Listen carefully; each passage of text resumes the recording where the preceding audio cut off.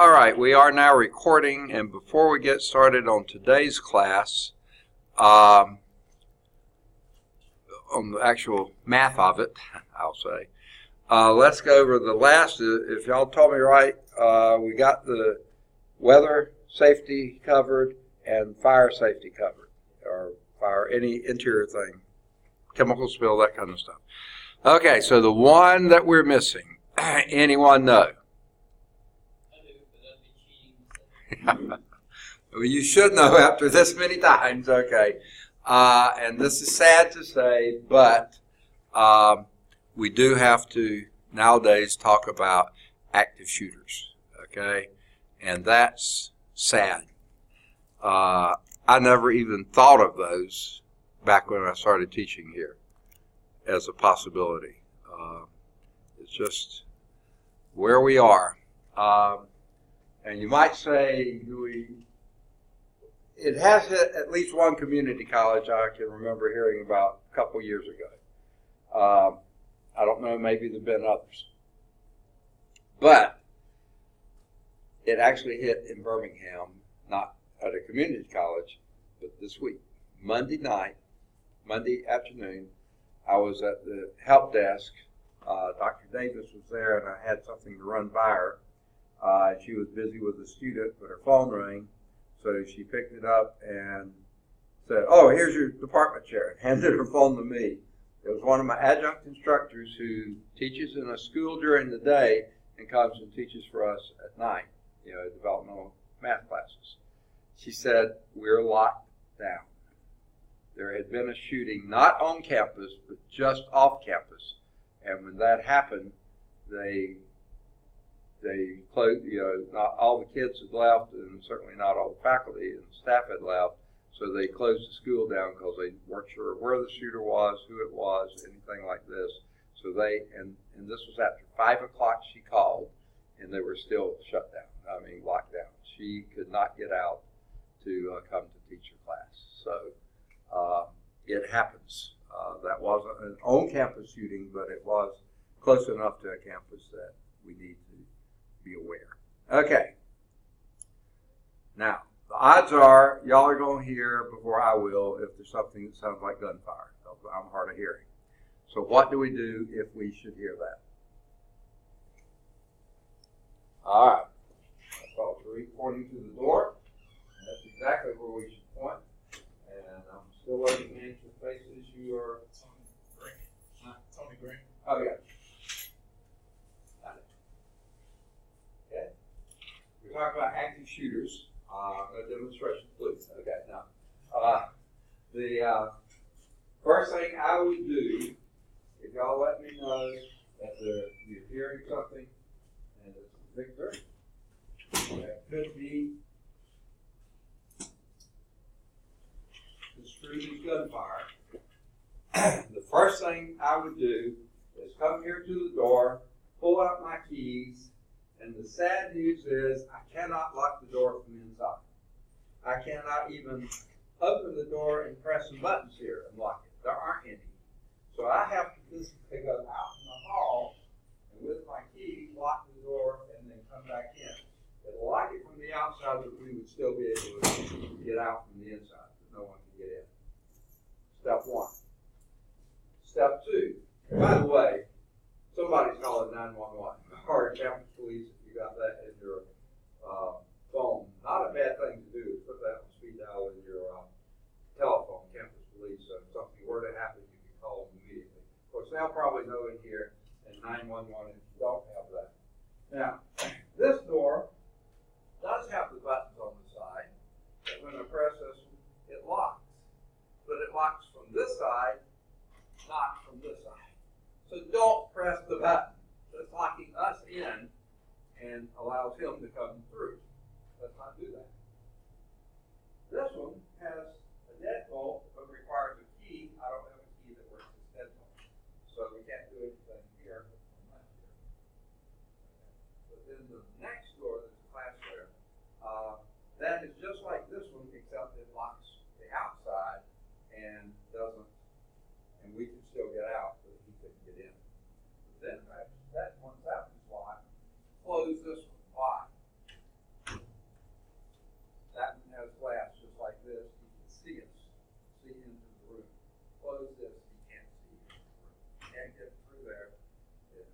am going to close this door too. No reason to lock it because it's not. Now, next, we all get right back here. We're very quiet. Turn off the light. Pretend there's no one in the room.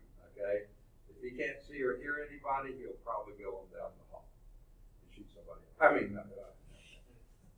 So we do that. We stay quiet until we are absolutely certain that all is clear. Okay? And then we will proceed to get out of the building or whatever. Okay. Sorry we have to go over that one. Any questions? All right. If no questions, then let's get on with Chapter 11. Okay, now this wasn't supposed to be in Cal 3, but the summer students who were in my class here, we didn't get to Chapter 11. So let's do it and hit it fairly quickly.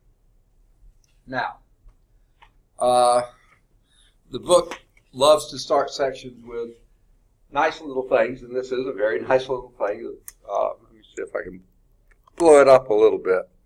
And boy, some things are really awkward in this package, okay?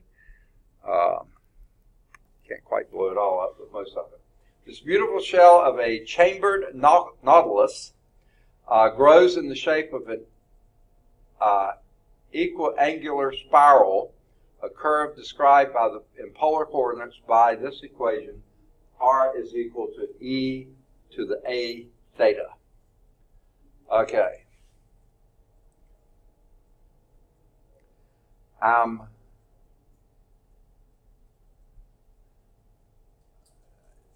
This was roughly a parametric equation.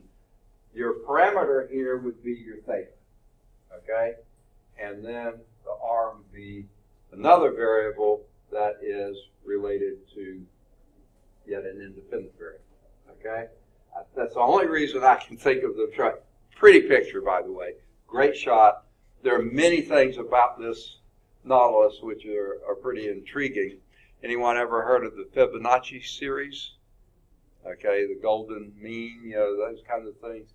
This follows that pattern as well. Okay, so there's lots of pretty incredible stuff there. All right. Now, what do we mean by a parametric equation? Okay, I'm going to start with the graph, which I hope here's one. Okay. Now, based on what we've done so far in math, would you say there's some problems about this curve? Yes, that curve is not a function. Y is not a function of x. Why not? It fails miserably the vertical line test. Down here, not bad, but up here, all in there, fails the vertical line test, not a function. Yet, that is a curve that may be important in a problem. So what we do with that, we don't try to express y as a function of x. We express y as a function of some independent variable t, and x is some function of an independent variable t. Both of these are functions. If you notice, when t is equal to 0, your y is here. T is equal to 4, it's there. T is equal to something else, you get a function there, and you have a different y value for a different x value for every function t. So you could do that, and what you've done then is express points on this curve, x, y, but as functions f of t for the x, g of t for the y, both of them independent functions of t, but they're not independent functions of each other. And then you can describe the curve and do just about anything you could want to do with the curve. Evaluate it, take derivatives of it. I mean, there's hardly a limit of what you could do to it. So let's go back then to the first slide.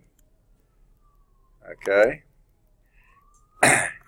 And this is what we mean by parametric equations.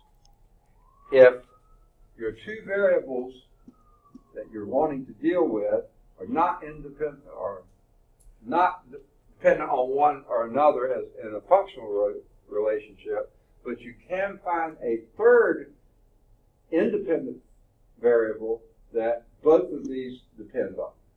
Then this is called the third equation. The third variable is called the parameter. So x is a function of some parameter, y is some different function of that same parameter. Okay? Now, then you can talk about a curve or an equation, a shape, a form, whatever you want to call it, that is now a function of t. It is a function of x and y, but the x and y are both functions of t. So this curve that we're talking about has x, y coordinates, but the x, y coordinates are functions of some independent parameter t. So then c, that curve, is also a function of t. It's a function of x and y, but x and y are both functions of that independent variable t. All right. Now, those equations in both of those last slides are called parametric equations. The f of t and g of t are parametric equations. The c in this, okay, now this is one part that sometimes I feel like they get a little sloppy on, but it's okay, I guess, because they do it, okay. The curve is capital C, but in the previous equation, they said little c of t. I would have said capital C of t there, or said little c here, one or the other, but I really think to mix them up like that is a little confusing. But the curve is a function not of x and y, because it's not a function of x, well, it is of x and y, but both x and y are functions of some independent variable t, so therefore the independent variable is t. The intermediate variables are x and y. Okay. So C is called the parametric curve, and we refer to that function as the little c of t. The curve is capital C, the function c of t is little c. That's what I say. It can be a little confusing, okay? But try not to let it. It's a parameterization with the parameter t. So I think let's move to example 1. And these are your parametric equations for example 1. Now, you've already heard me repeatedly, I think, complain about these slides. This, even zoomed in, that's a miserable slide. They have the print here and all this white space around it. Okay, and you're also will hear and continue to hear me complain about Screencast-O-Matic.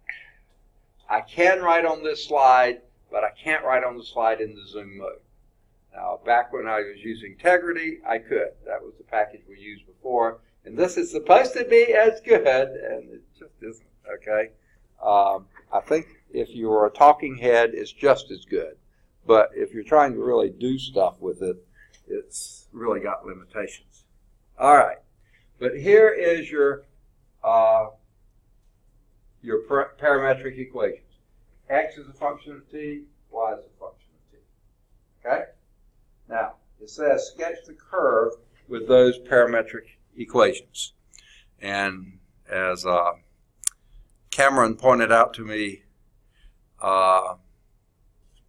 last time, I think he was looking around at it. See, for me to get my pen activated, this shrinks down to that.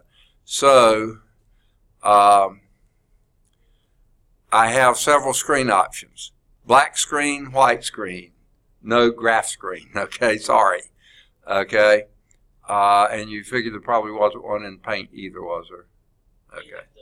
You have to download something. So I'll worry about that, get Cameron to do it or something, okay, later.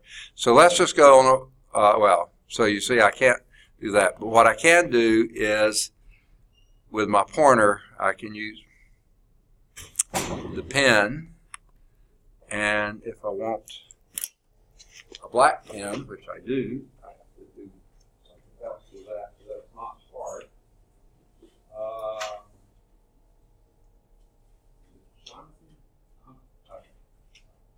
Still learning names and places.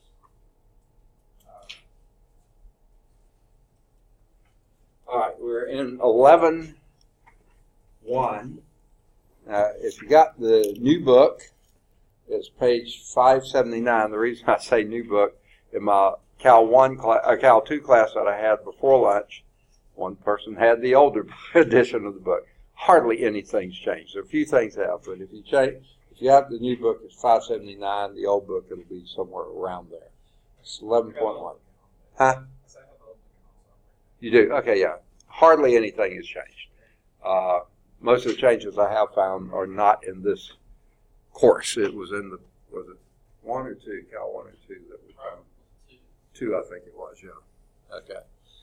So I haven't found many changes at all in 3. There probably are some, but okay. So what we're asked to do is to sketch the curve with these parametric equations. So they don't tell us where to begin, so, oh yeah, I have to do this and change my ink color to black. All right, now let me do the curve up here. Let me just tick off a few points. 1, 2, 3, 4, 5. I don't do this very evenly, but hopefully you'll get a general idea. Let me change something, sorry. And this is awkward too. I should have looked ahead.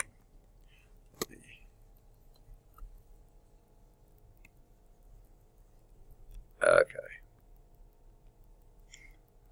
I'm so used to being able to just point and click down here, but now I have to do this. Okay. All right. I know what the curve looks like, so I'm setting it up so I can show it a little bit better. So here are our tick marks on the horizontal axis and on the vertical axis. All right. Now, I hope I haven't covered that. Where do you want to begin? I'm going to have to sneeze is where I'm going to have to begin. Excuse me.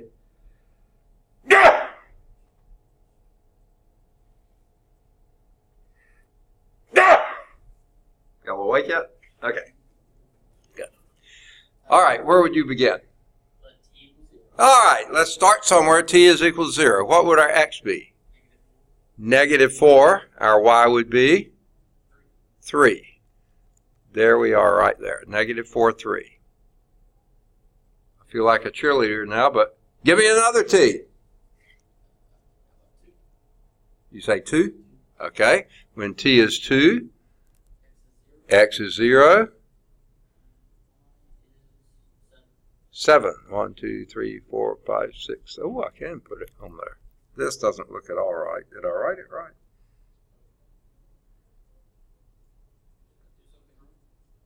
Oh, I see. They just got a really expanded scale. Sorry. Yeah, it's a weird scale. We're right, but we're not going to be able to show much. Okay, give me another t. Negative what? 2. Okay. When t is -2, what is x? -8. 1, 2, 3, 4, 5, 6, 7, 8. And 7 again. Up here. You were looking ahead, weren't you? Okay. Now, you could have done some in between, like 1. T is equal to 1. What would that give you? -2 what? Yeah, -2 for x.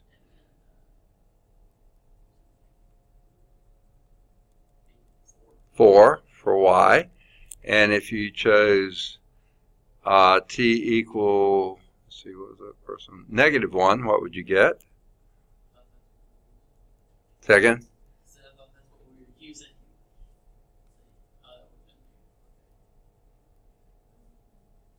T is equal -6. 4 again. Okay. Now, any other, ooh, that's not a very good. Okay, any other t is going to be off scale. Sorry about that. I didn't plan enough ahead. But this basically is giving you, it might not quite look like it because my scale is not quite pretty enough, but that's going to be, at least it looks like a parabola. Okay. Now, what we also usually do with this is put a little arrow on that curve. This is our capital C curve, and that indicates direction of increasing t. Remember our t of -2, -1, 0, 1, and 2. That's what we got here. So that's the direction for increasing t. If I had a big enough scale, I could have kept going and drawn more and more points, but you would follow that. Okay? Now, what do you notice about that curve? Or at least what we can see of it. Okay, it is a parabola, and that is y as a function of t. Y as a function of x. Perfectly good passing horizontal, vertical line test function. So that would sort of indicate that maybe we could have done something else with this. And let's see what that something else could be. We could solve this equation for t, and what would that give us? Okay, add 4 to both sides. So x plus 4 is equal to 2t, and then divide by 2, and t is equal to that, and then plug that in over here. Y is equal to 3 plus, and your t is x plus 4 over 2 squared, and that would be 3 plus x squared plus 8x plus 16 over 4. So you could monkey around with that and call it 1/4 of x squared plus 8x. That would be a plus 4 plus 3 plus 7. Okay. So sure enough, y is a function of x. Okay. Or you could say 4y is equal to that. Whatever, however you want to express it. So this one you could write as y is a function of x. But there is the parametric form. Perfectly fine. Okay. Oh, I see where you were getting your numbers from. La Tavola. Okay.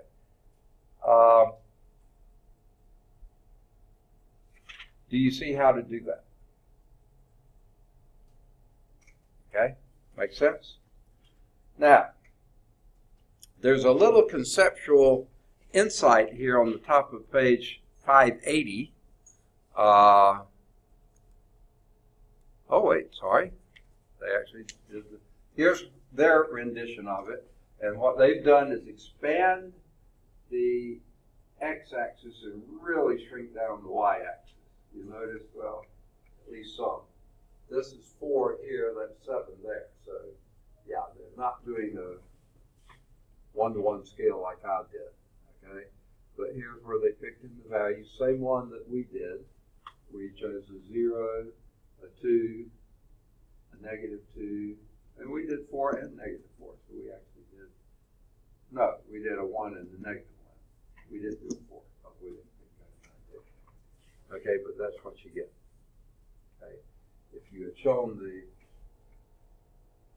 -4 here, that would have also been that. Okay, and then here's what you plot x, y here.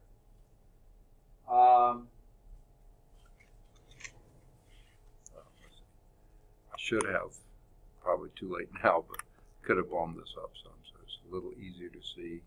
And for folks who are trying to watch it at home, that makes it a little easier to read. Maybe. Okay. Now let's go to our conceptual insight. I don't know if y'all remember the spirographs. Is that what they called them? That little thing you put your pencil in a hole and make all sorts of incredible designs. Basically, you didn't realize you were doing parametric equations, parametric curves. This is a parametric, well, let me blow this up too. I keep forgetting. Okay. Basically because our PowerPoint is so shoddy. Okay.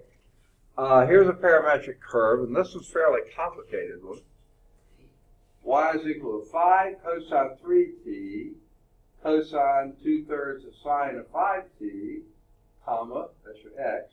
Y is equal to 4 sine 3t cosine 2/3 sine of 5t. So this part's the same in both, but this, oh no, yeah, but this is a cosine, that's a sine.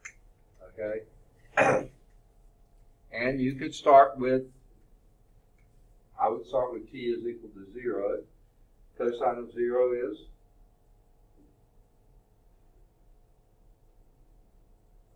1, and this would be t equals 0. Sine of 0 is 0. The cosine of 0 is 1, so your x is 1. So you would be right here. Okay. Now let's look at the y. I think it's multiplied by 5 at the beginning. Oh yeah, sorry about that. Yeah, let's see. That would be a 1. Oh wait, sorry about this. This is 0. That's a 1. That's a 1. That's a 5. So 5 times 1. Oh yeah, 5. Yeah. Okay. Sorry. So if that's 2, that would be 4. This would be 5. So that's where we're starting right there, because here sine of 0 is 0. Sine of 0 is 0. Cosine of 0 is 1. But 4 times 0 times 1 is still 0. So your y is 0. So you're starting here, and it's going to be a little hard to tell which direction you're going. Most of the time, it's counterclockwise. So I'm just going to guess that this curve goes like this and that, and then here, here, here, here, here, here, here, here, here, here, here, here, here, here, here, here. Have we made a complete loop yet? No. One more until you get back here. Now, I don't know how many t's you needed to do that, but that was what you would get.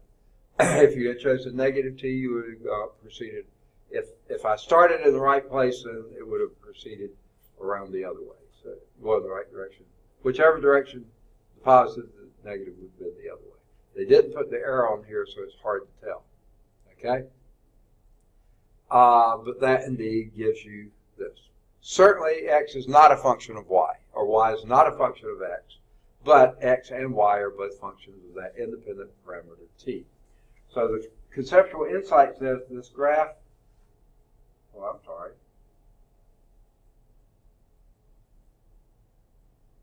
the conceptual insight, the graph of y is, this looks like it has nothing to do with that graph, okay? At the end, it talks about it. What's that? At the end of that conceptual insight. Oh, it does talk about it. Oh, finally, figure 3, okay. Let's go back to this one. The graph of y is equal to x squared. Now, that's not what we've got here, but that is a thing. Can simply be parameterized, or can be parameterized. And I have trouble with this word, so please forgive me. We call the t a parameter, okay? So we call this the parametrization. To me, it should be the parameterization, but they leave off the e there. So this is parametrized in a simple way. We can take x equal t, and then, okay, let me write this down. If you had the form, the y is equal to x squared, then a real simple parameterization of this would be x equal t, and if x is equal to t, what's y equal to? T squared. So basically any old equation you've ever dealt with that you can write x as a function of y, really easy to make a parametric equation as well. Of course, the question is, why would you want to? Well, generally you wouldn't, unless you had to relate it to something else that you couldn't easily write as a equation, then you could use the same parameter perhaps. Okay, so that I think is all they're doing here in that conceptual insight.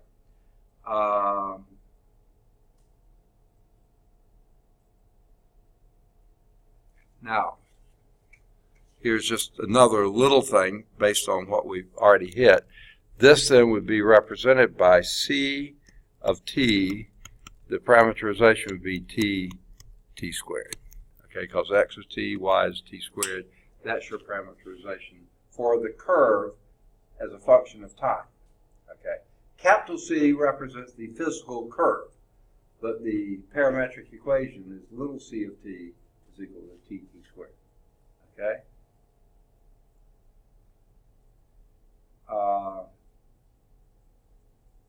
So in general, if it's a function that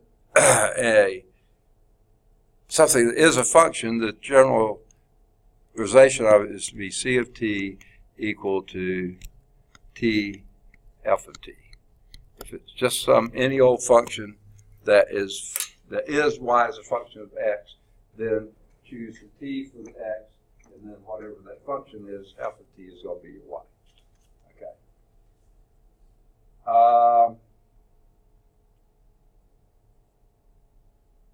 So here's one. Y is equal to e to the x. Now what can you tell me about that function? Or is it a function? Of course it is. How could you parameterize that function?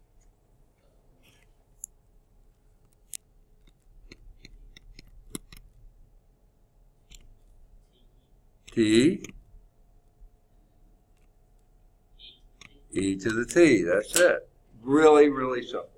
Okay? The advantage of parametric equations is that they enable us to describe curves that are not functions. These are already functions, so why parameterize? But then when you have one like this one, then yeah, you cannot possibly describe that as a function, y as a function of x, or vice versa, but you can do it as a parameterization. Okay? It can be expressed parametrically, and then you can do all sorts of things with it. Find the places where the slope is zero. Find, just lots of things you can do with that. But it's not a function. It's a parametric function. All right, let's go to example 2. And what I want to see if this is one.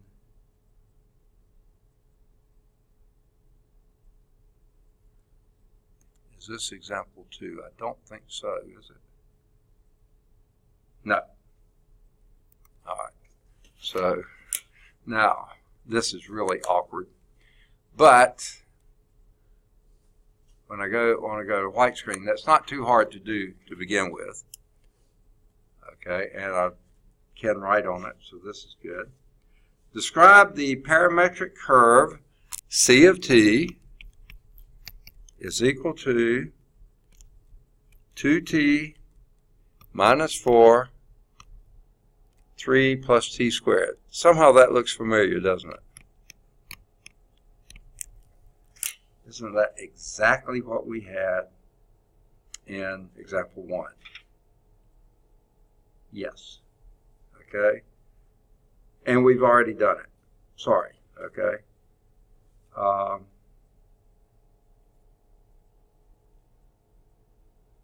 don't know if I can go back in slides and do it. I didn't leave it like this. I think when I did that, I had f of x or y is equal to 1/4 x squared plus 8x plus 4. But we also had, there was something, a 3 plus this, plus 3. So we rewrote this as 1/4 x, or I didn't rewrite it, but you could have, plus 2x plus 7. And that's how they wrote it. Except, for some reason, they wrote the 7 in front. Sorry, 7 plus 2x plus 1/4 x squared. Okay? Already done that. All right, now we're ready, okay, to go to example 3. And we can't really, I can't write if I blow it up, so I'm just going to write on here. A model rocket follows this trajectory. C of t is equal to 80 t, comma, 200 t minus 4.9 t squared. Okay? Until it hits the ground, with t in seconds and the distance being in meters. So your x's and y are in meters. And that's the graph of it here. I kind of regret they did the graphing for you, because it really wouldn't be a bad idea for us to graph. For instance, when t is equal to 0, what do we have? 0, 0. So there you are. T is equal to 0, you're right there. Then they jumped up to t is equal to 5. That would be 400.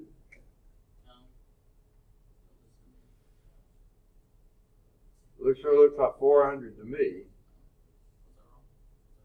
They've got something wrong on the graph, I believe. Okay. Oh, no, I'm sorry. 400 is your x, and your y is t is equal to 5. You'd have to plug it in and see. Yeah, it's going to be somewhere up there. And then when t is equal to 4, you're over here, 4 times 80 would be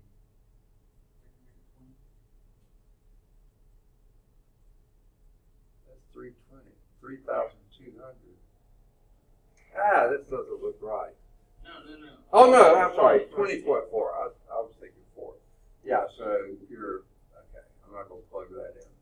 But you're somewhere here, and then, so here's your trajectory. Just like we learned in physics, right? In fact, based on what you know from physics, what could you tell me? Most of you have had physics, right? Yes. Yes, because we're in meters, so that would be 1/2 of 9.8. And 1/2 at squared. Yeah, that sounds like physics. What also went with that?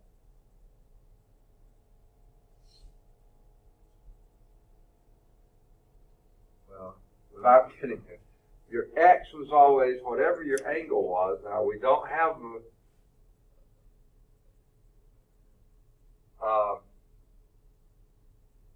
they're just using a t, but this would basically be related to your x component of your initial velocity, which usually is cosine. Yeah, so, yeah, if you worked all of it out, you could come back and give me exactly Newton's formula there, okay, or the, what you call the kinematic equation, okay? And maybe we'll do that before it's all over with. But there it is until it hits the ground. Okay, we're supposed to find two things here. The rocket's height at t is equal to 5 seconds. What's going to give you the rocket's height?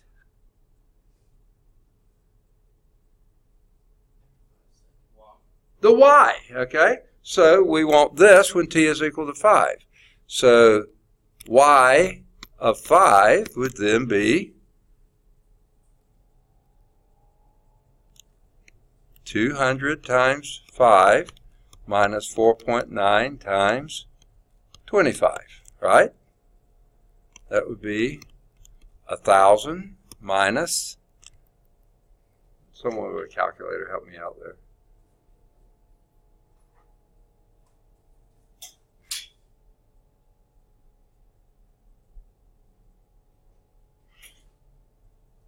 Five times 25 would be 125, so it's a little less than that.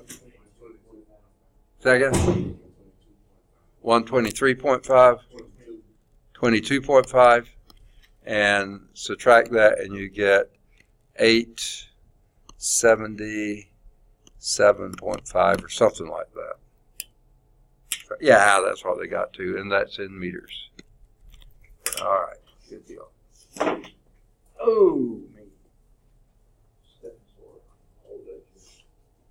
All right. How you right? Okay.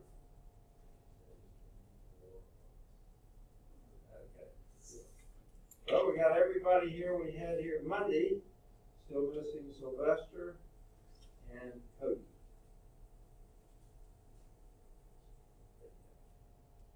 Okay, so I'm not sure we're going to get permanently our 10, but I don't care if they're going to let the class run. So, good deal. Sorry. The last couple of sneezes have loosened my head, so excuse me.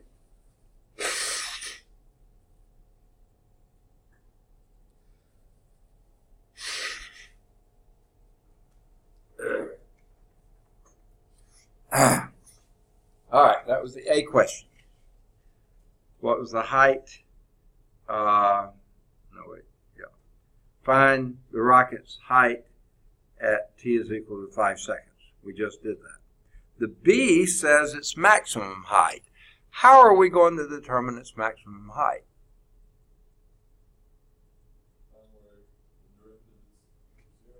Very good. The derivative of what? Y. Okay, so we know what y of t is.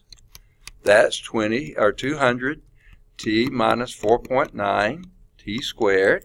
So we want y prime of t, and that's going to be what?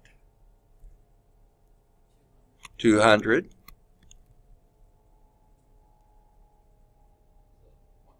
minus 9.8 t, and we want to set that equal to 0. Well, that says that 9.8 t is equal to 200, doesn't it?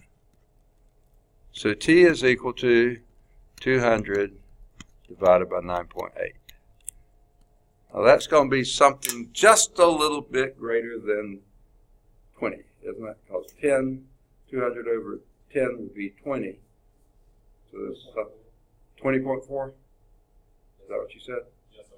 Okay, 20.4. So that would be 20.4 seconds. Okay?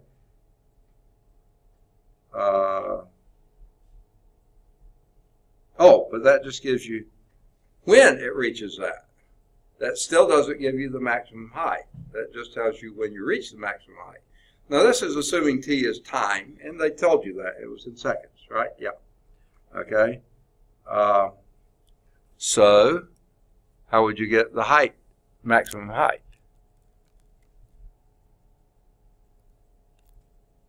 Why? Yeah, plug it in. 20.4 seconds. That would be 200 times 20.4. Pull out the calculators. Minus 4.9 times 20.4 squared. Definitely pull out the calculators. Okay. Right? This just gave you when you reach the maximum height, but it has what is the maximum height, so you plug that time into this equation. What does that give you?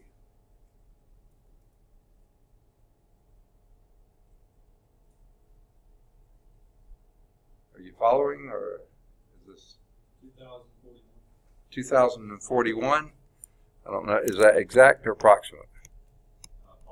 Okay, I figured it probably was. Okay, 2041 meters. The t is in second, the y, x's and y's are in meters, and sure enough, that's what they got in the text. 2041 meters. That's on up there, okay? Pretty high trajectory. I think this is a pretty powerful, what do they call it, model rocket. Wow. That's on the order of about 25 football fields high. I mean, standing up on them, that's on up there. All right, now, let's talk now about parameterizations of lines and circles. They will appear frequently in later chapters. That's why we're doing this now, by the way. So let's move to that. And here is first the parameterization of a line. And again, I just caught myself saying it again. All right. It's parameterization. Okay. I want to say parameterization. Parameterization of a line. A line through some point P, that's point AB, with a slope of M, is parameterized by x is equal to A plus RT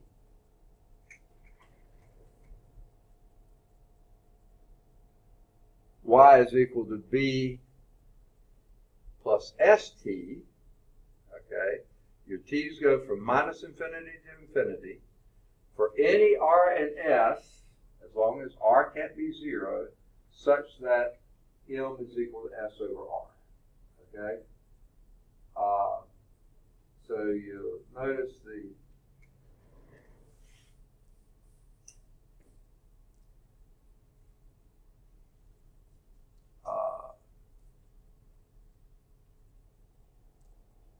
and you can really pick, as long as M is S over R, you're given M, okay?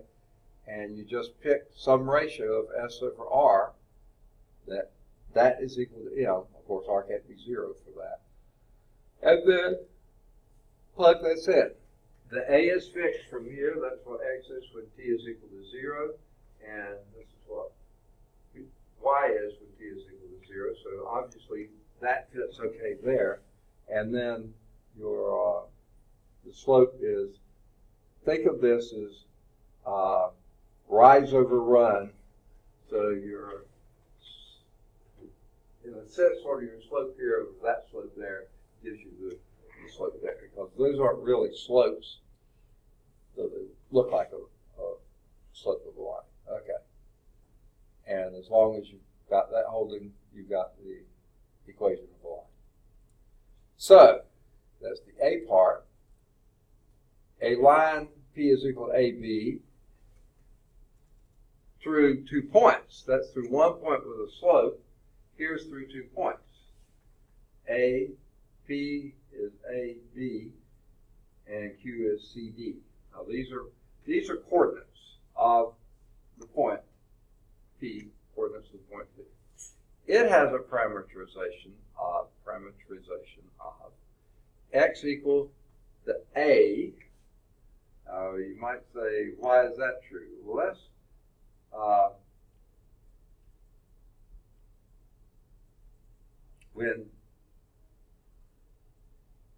certainly when T is equal to 0,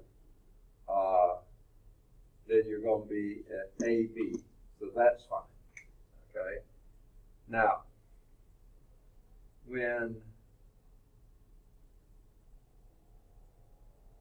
A is equal to 0, A is fixed, so you can't say that. When that's all you get when T is equal to 0.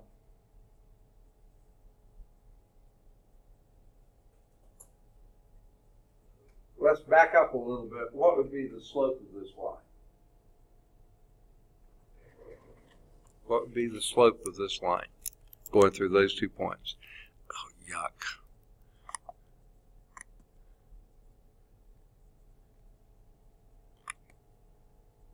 Okay. What would be your slope between these 2 points?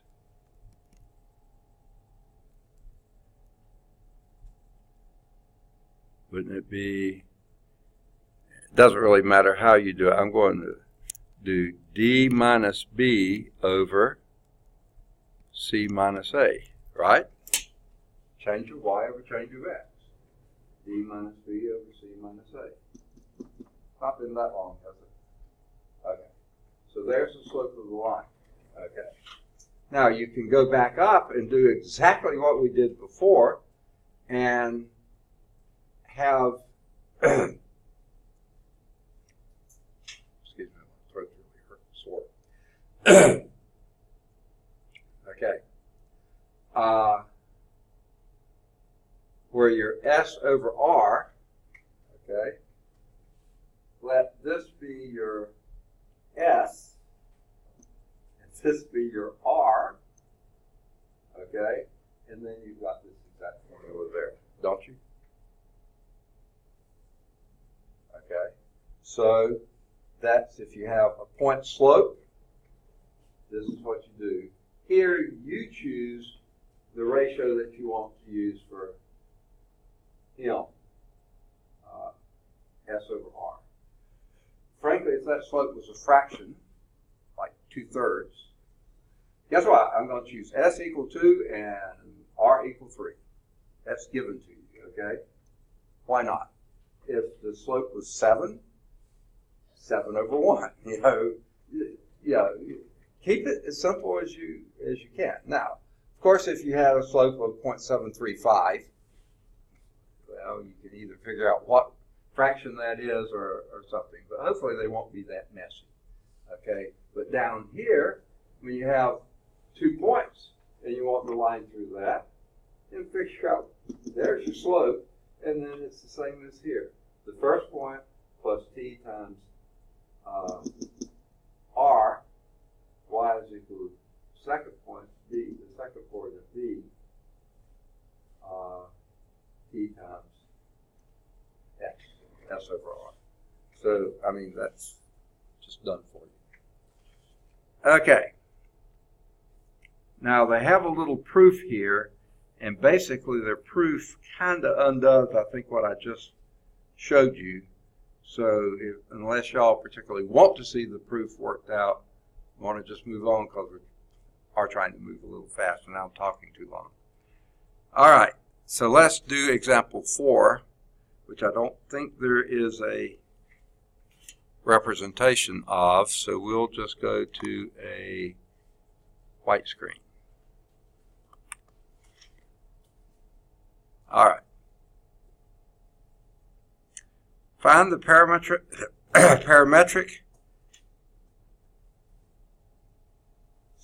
equations for a line through this point P, 3 minus 1, of a slope M is equal to 4. All right. All we need to do is we need to parameterize that line. Parameterize that line. Okay. How would you do it? What would X equal? And by the way, here, what's the simplest ratio you could use? 4 over 1. Okay, so this would be your S, this would be your R, right? Okay, so what would you have? X equal 3 plus T, Y is equal to -1 plus 4T. There it is. Okay. I wish I could make it harder, but I haven't figured out how to. Okay. So it's pretty straightforward. Now, you could then write this parameterized line as C of T is equal to ordered pair 3 plus T, comma, -1 plus 4T. You know, I just like to write 4T minus 1, but they do it that way, so I'll leave it alone like that. They're probably trying to keep it just What's that? They're probably keeping it lined up so you can see how the theory Yeah, is set. exactly. Okay. Now, is that the only one? Definitely not. You can parameterize it many ways.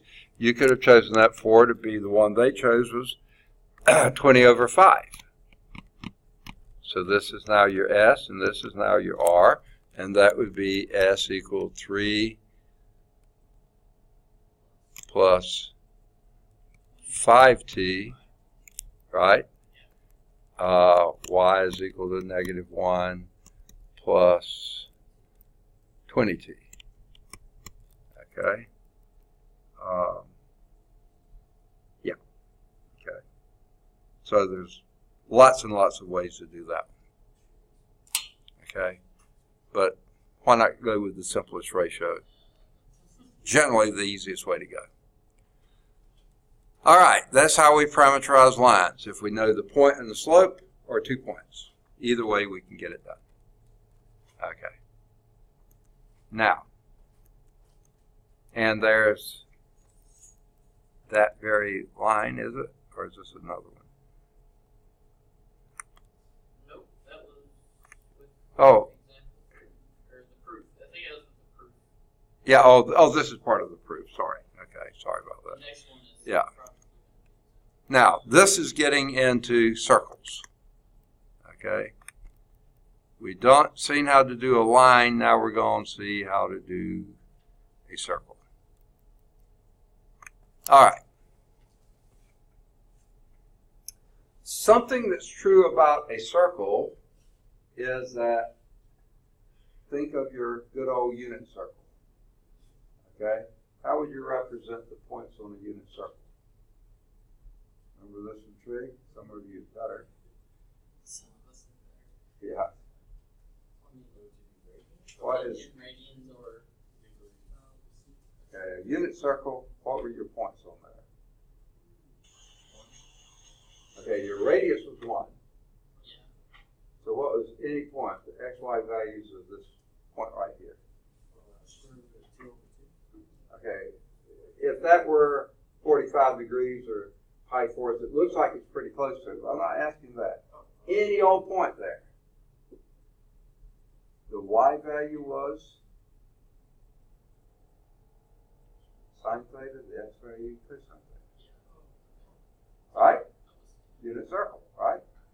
Because X squared plus Y squared is equal to 1. Sine squared plus cosine squared is equal to 1. Okay. Now, so that's for a unit circle. Any other circle, radius R, where R is not equal to 1, it's just R cosine theta and R sine theta. If R was less than 1, it'll be here. R greater than 1, it'd be bigger, but you still have that because this squared plus that squared, X squared plus Y squared is equal to R squared. That's the equation of a circle centered at the origin. And then you have, that would be R squared cosine theta plus R squared sine squared theta and sine squared theta. Pull out the R squared sine squared theta plus cosine squared theta is 1.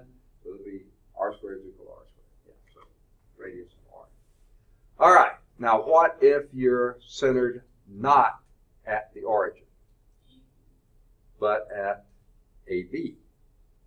Well, it's kind of just a translation, okay? From here, the X coordinate here would be the same X coordinate here added to A. The Y coordinate here would be the same Y coordinate here added to B. So here is your equation.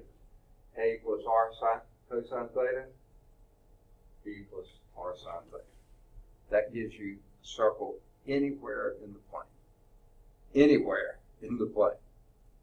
I want to say that would also work anywhere in space, but that's a little fuzzier. Let's just stay in the plane for now. So you just add the A to the X value here and the B to the Y value there. Okay. So there's your parameterization for any old circle in the XY plane. And let's see. Yeah. They had them written there, but here they're going to write them this way. So I'll show this again. X equal A plus R sine theta, R cosine theta, Y is equal to B plus R sine theta. That's for any circle located at the point AB, center located at AB. Okay.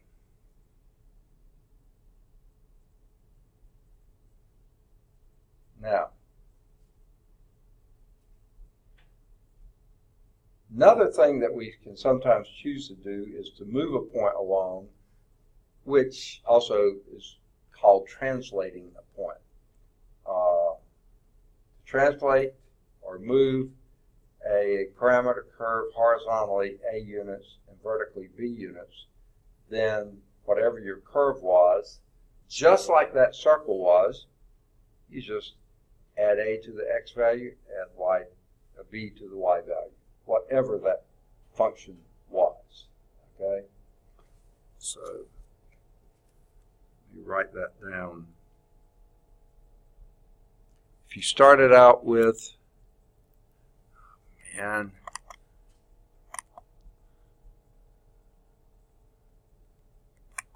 all right, if you started out with a curve, C of t is equal to x of t, y of t. These are both functions of your parameter t. It doesn't have to be a circle. It could be anything, some curve with that. It doesn't have to be a closed curve. It could be a sine curve. It could be an exponential curve, whatever curve it is. But you're going to move it horizontally A units and vertically B units.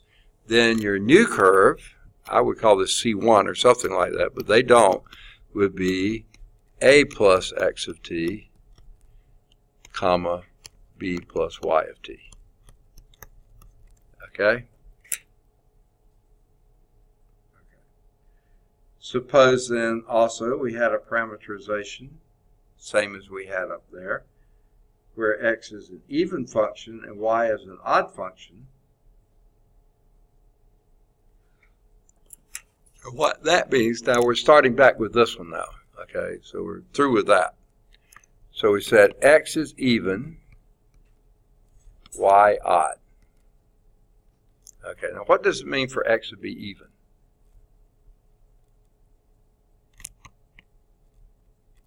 That means that x of minus t is equal to what?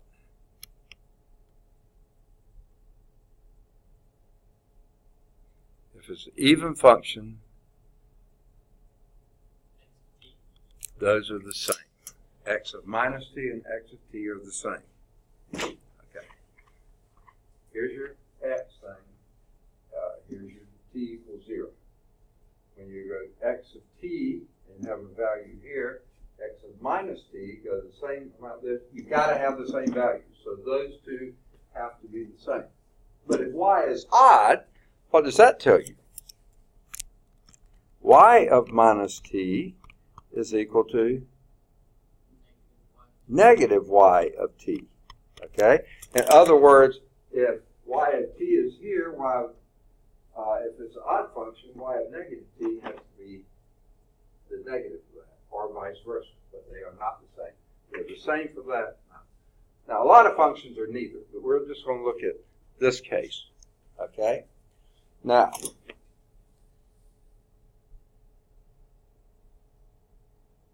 what then happens to your c of t?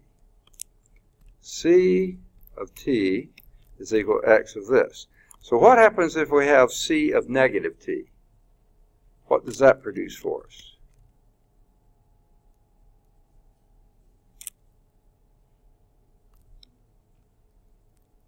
C of negative t would be x of negative t, y of negative t, right? Same function, you just plug in a negative t rather than positive t, right? Well, what is x of negative t? X of t. And what's y of negative t? Negative y of t. Okay. Now, so c of negative t would be x of t minus y of t. Okay? That would be even with respect to the origin, but odd with respect to the,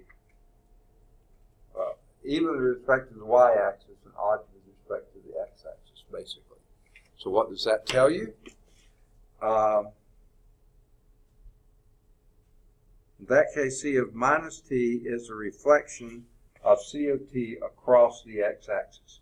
The same thing's happening right and left up here, but the object's opposite is happening down here, so that's reflection around across the x-axis. Therefore, the curve is symmetric with respect to the x-axis. So let's take a look at example 5.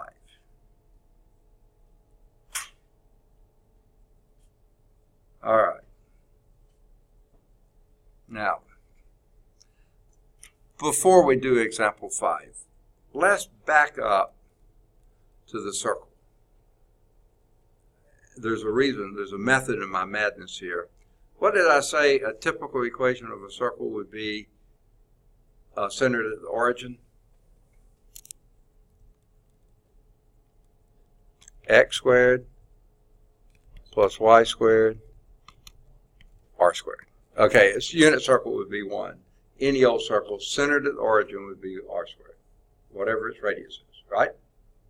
Now, here's another way to express that. What if we divide everything on both sides by r squared?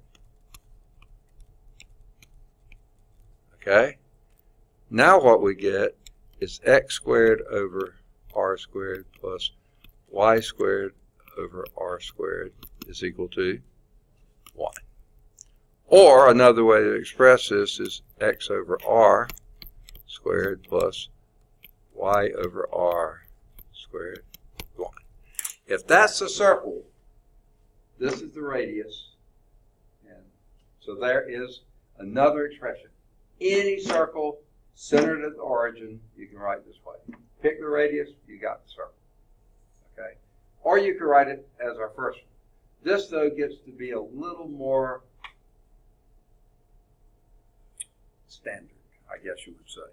Okay. Now, the reason I did this, example 5 is verifying that the ellipse with this equation is parameterized in a certain way. Well, here's what an ellipse is. Let's see if this is on a different slide. Yeah. An ellipse can be written as x over a squared plus y over b squared is equal to 1. Now, what's the difference of this and our circle one? Are not necessarily the same. Yes, the x's and y's don't have to be the same. With a circle, both of those are r. So what we call this, A is called the, if it's this kind of ellipse, that's called the major axis. It's the intersection point of that. Now this is centered at the origin, of course. Here your A would be 4, here the B would be 2. Okay, that's the, if these were circles, then that would be a 4, and that would be a 4, or if that was your circle, these would both be 2s, okay? But, so that's your X. They usually call them major axis and minor axis, but that depends on which is longer or shorter, okay? Now, what the question is, so that is the equation of an ellipse, centered at the origin, okay? So verify that that equation is parameterized by C of t is equal to A cosine t, comma, B sine t. Now, there's a big part of me that wants to say, yeah, it's got to be, because remember before, if that was a circle, it would be r sine t, cosine t, r sine t. So, and that was an r down here and an r down there, so this looks like that makes perfect sense, okay? But just because it looks like it makes perfect sense doesn't necessarily. Let's verify it, okay? And it's not too bad to do. What is this?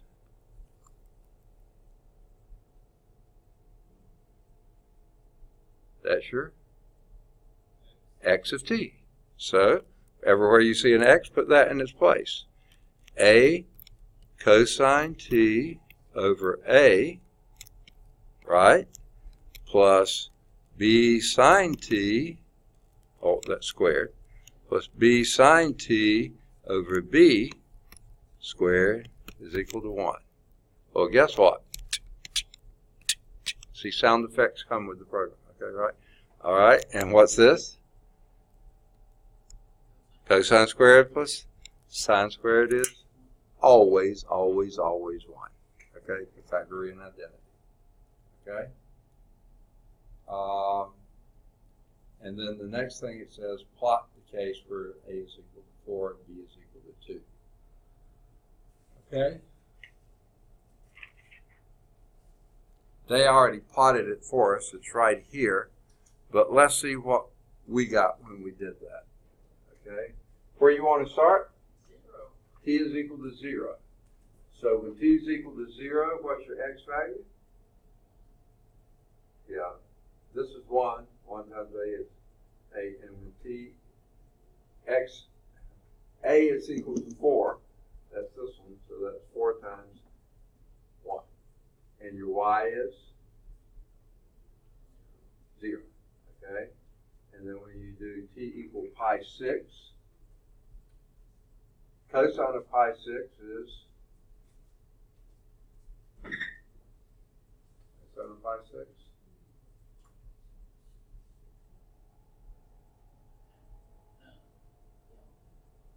Cosine of pi 6 is square root of 3 over 2, right? Square root of 3 over 2 times 4. That would be 2 times square root of 3. So punch that in, 2 times square root of 3. I think you'll get something out here between 3 and 4. And your Y value would then be 1. Sure enough, it looks like a 1. Because sine of pi 6 is 1/2. 1/2 of 2 is 1. Okay? And then at pi thirds, flip them. The cosine of pi thirds is 0.5. So this would be 2 right here. Sure enough, that looks right. And this would be 2 times the square root of 3 over 2. Square root of 3. Okay. Square root of 3 over 2 times 2 would be. So yeah, you can plot all around with T is equal to pi halves. Cosine of pi halves is 0. And sine of pi halves is 1. So this would be 0. B. Okay. Plots all the way around. Sure enough, that gives it to you. Okay? Not that we're going to be plotting that. Well, we might actually, but when we get to 12.6, it's going to be helpful to know those equations. Okay? That's the one for, yeah, that's the ellipse equation. Okay. I think we beat that to death, didn't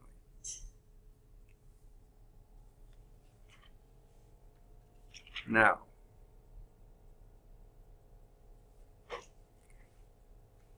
this might turn out being helpful later. So I would say let's pay a little bit of attention to it.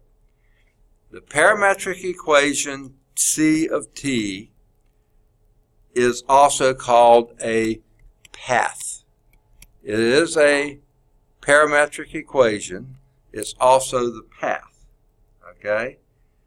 The curve that describes that, that's what you call your capital C. Okay? So the path is a little c, and the curve is a capital C. Or the parametric equation is a little c. The curve is a capital C.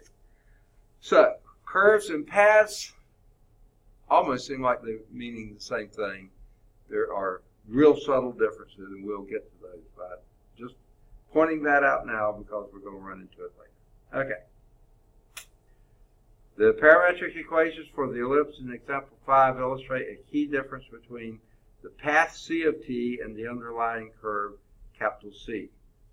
The curve capital C is an ellipse in the plane, whereas C of t describes a particular counterclockwise motion of a particle along that ellipse. If we let t vary from 0 to 4 pi, then the particle goes around the ellipse twice. Excuse me. A key feature, A key feature of the parameterizations is that they are not unique. We've already seen that.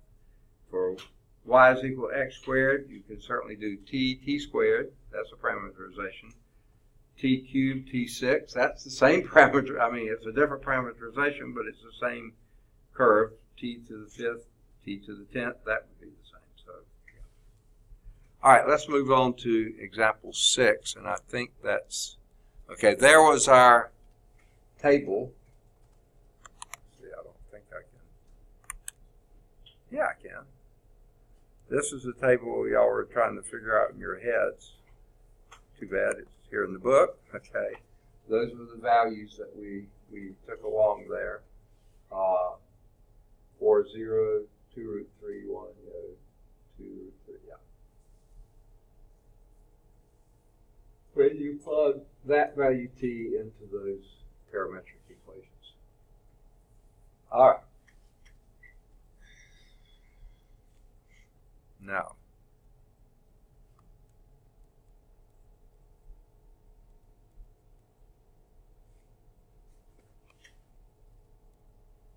trying to see where this is. Ah, that was our equation way back at the beginning.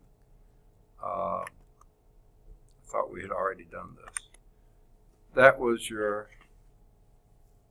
the path as opposed to curve. I've been saying curve. I'll see. I would think curve.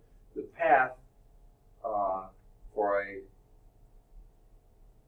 ellipse. A cosine t, b sine t.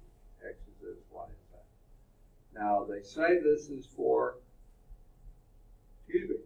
minus pi less than or equal to t is less than equal or less than pi. That's one trip around. Okay. You could do 0 to the 2 pi. I don't know why they chose that, but it's the same. Okay. Just where you begin and where you end.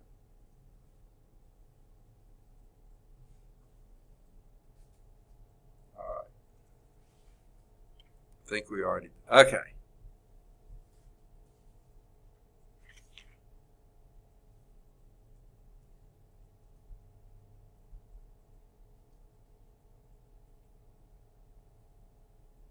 All right.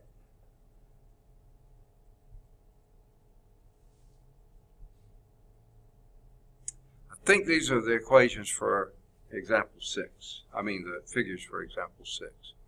And since I can't, I'll blow them up to begin with, but we're going to have to go right back down. Let's see, will it all fit on here? Oh, look at that. It basically will. All right.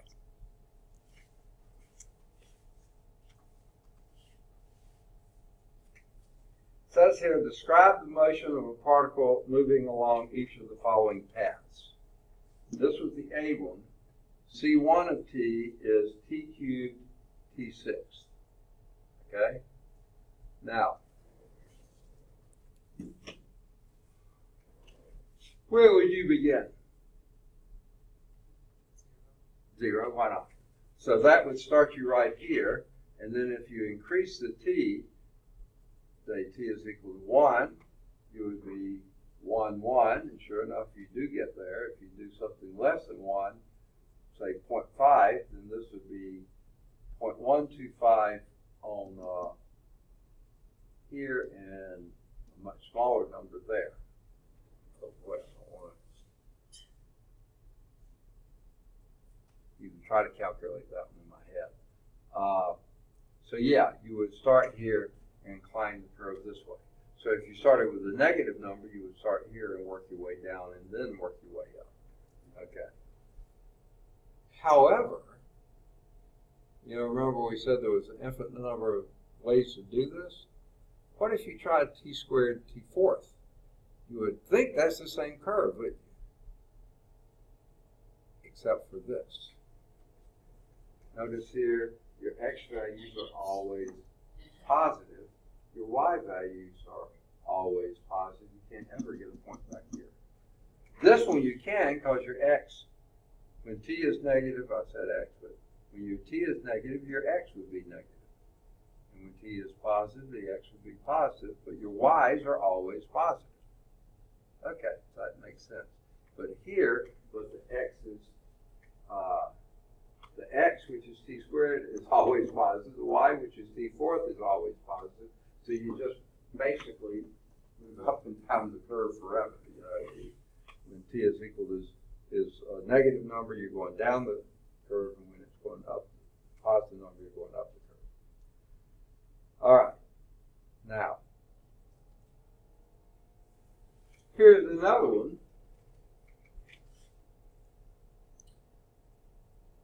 Cosine t, cosine squared t.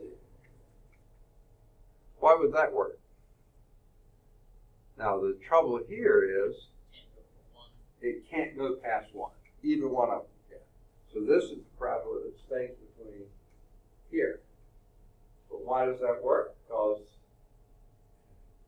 cosine t is x, and cosine squared t would be x squared, and your y is equal, or x is equal, y is equal to x squared. That would be it. But you can't ever go past 1. 1, 1, negative 1, 1, and 1, 1. Stays between those two. So these are all portions of the same graph.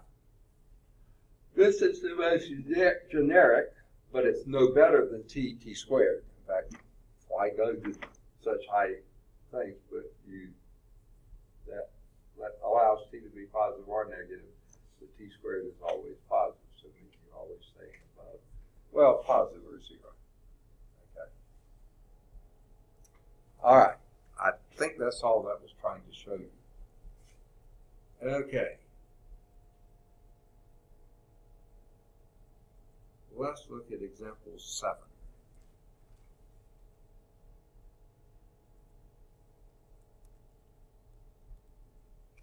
Is this 7? I think it is.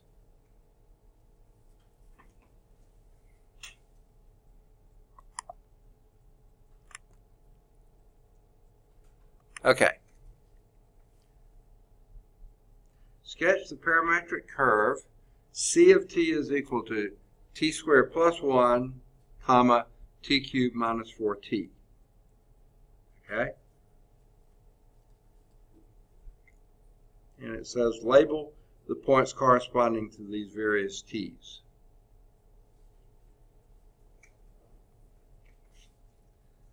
Oh, goodness, I'm having trouble. My eyes are incredibly dry. I'm not really sure why. So let's pick these points, at least the first 3. I don't know, 2.5 will be a bigger pain, but let's do it.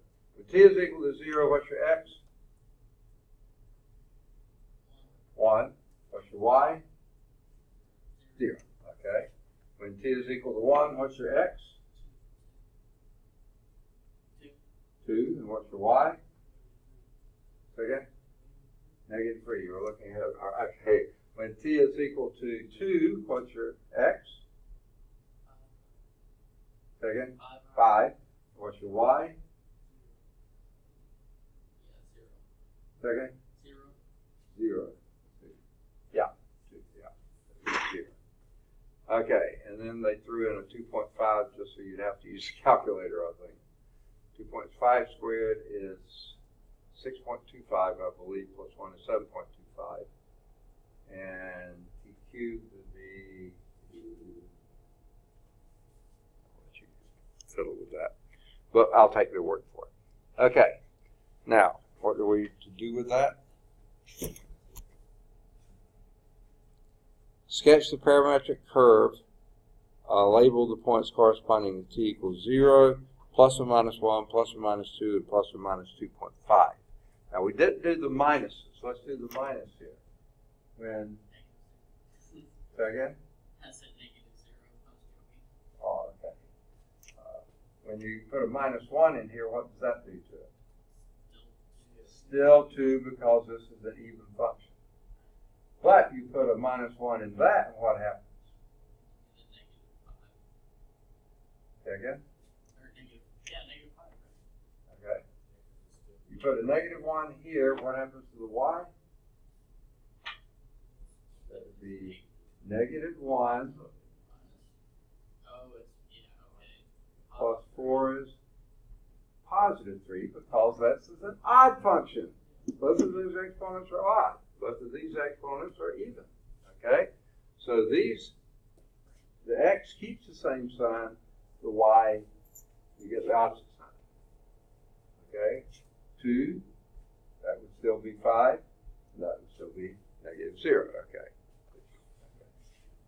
And then 2.5, this will stay 7.25, this goes to negative 5.625. Taking their word for it here, that those are the right values for it. How in the world does that graph? Okay? Let's see, do they do that? I think they do. Yeah, this is it.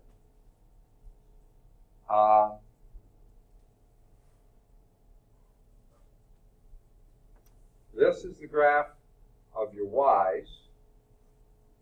Okay, odd function.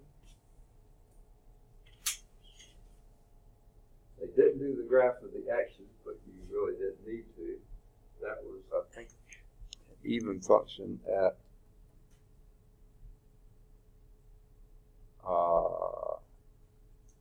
centered at 1 and going up from there.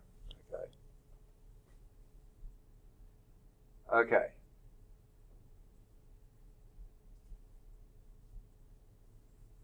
Now,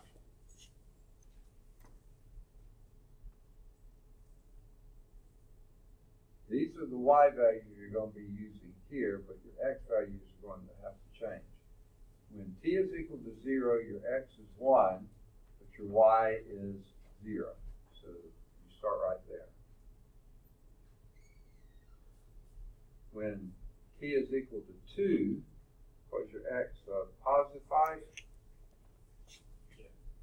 Yeah, no, positive 2. Wait. X is 1, it's a positive 2. Okay, I mean, t is 1. T is 1.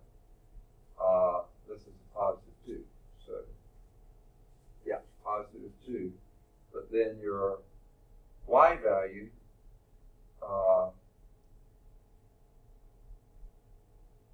was, I don't even remember, what was it? Negative 3. Oh, they've changed the scale again. Oh, let's see, have they?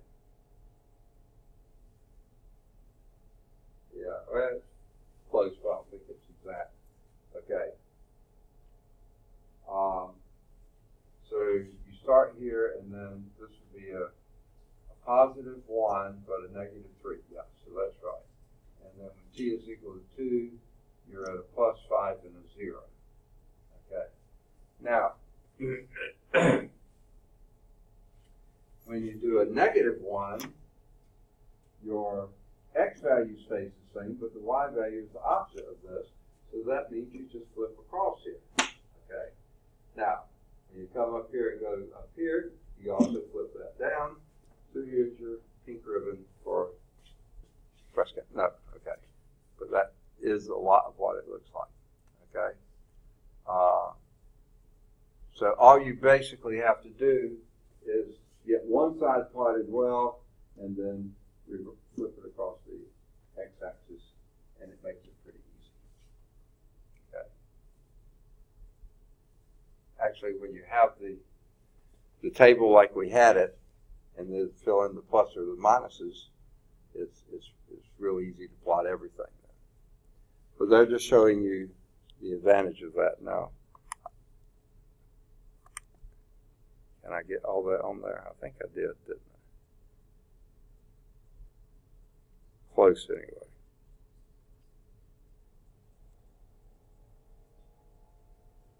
All right. That's just maybe makes it a little easier to see. Okay.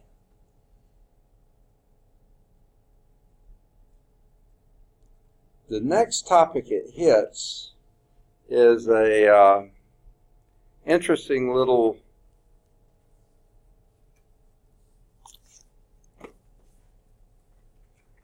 freak of nature, you might say. It's a cycloid. Okay, let me blow this up some. How are we doing on time? I don't see. Huh? We got 5 minutes to go. Okay, let's see if we can, how much we can get done in those 5. All right, what we've got here is a wheel. okay? And here is a point on the wheel, and that point has a pencil sticking out of it, or a pen, okay? And as the wheel turns, of course, as the wheel turns, your center of the wheel is moving that way, but your Y value is changing. And if you had a piece of paper here that pen would always hit, and you turn the wheel, this would be the curve that you get. And that curve is called a cycloid, okay? This would be at exactly half of a revolution, okay? It would be at its peak here, and one complete revolution would be back here, and then it goes up again, down again, just like that. Now, cycloid is a curve traced by a point on the circumference of a rolling wheel shown here. Cycloids are famous for their brachistochrome property, okay? And they show a little side note here. A stellar cast of mathematicians, including, and get this, now the reason I'm reading this is all these names could be paper topics. Galileo, Pascal, Newton, Leibniz, Huygens, and Bernoulli. And by the way, there were tons of Bernoullis. At least 3 out of I think I can think of now. There's quite a powerful mathematical family there. They studied the cycloid and discovered many of its remarkable properties. A slide designed so that the object sliding down without friction reaches the bottom in the least time must have the shape of the inverted cycloid. This is the brachistochrome property, a term derived from the Greek brachistos, which means shortest time. Now, I don't know if that means much to you. It may or may not. But I want you to do, they just said reverse of this. Picture this flipped over. Okay? Now, does that look like anything you might see in the real world? If I'm not mistaken, that's the power lines. So, they're on the poles here and here, and they sag in the middle. Now, the amount of sag may be different. Certainly, different times of year it'll be different. But I think those are always related to this curve, cycloid and brachistochrome. Obviously, you have some other parameters in there because it's not going to be exactly like this. But I'm pretty sure that's the shape that you get there from that. It seems like I remember reading that or hearing it sometime in the past. So yeah, these things show up in nature.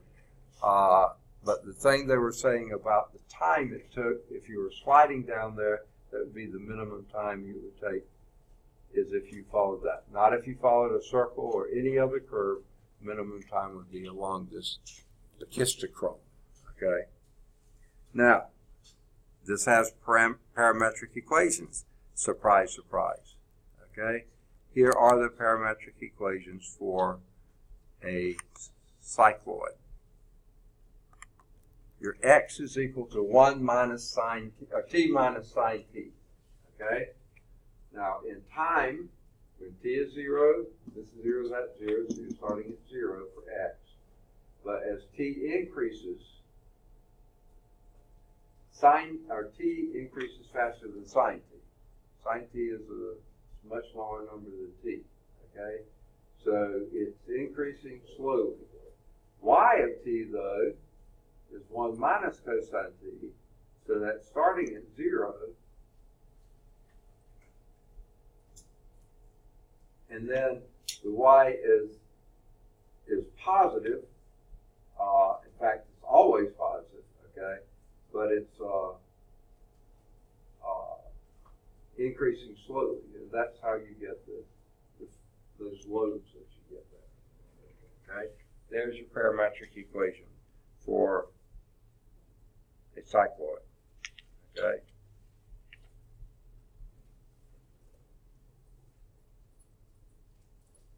Now, is the time over? Okay. We'll pick up. I wish we had time to finish that thought, but we don't. So we'll pick up at the equation 7, bottom of page 583 in this text. This is one long section.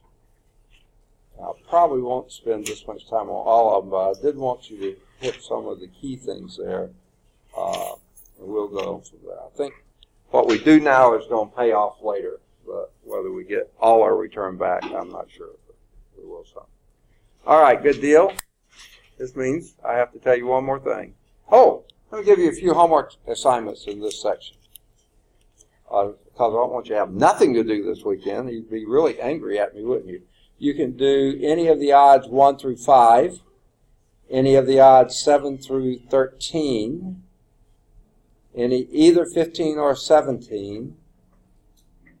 Think you could do 19. I'd say 19, any of the odds 19 through 19 or 21.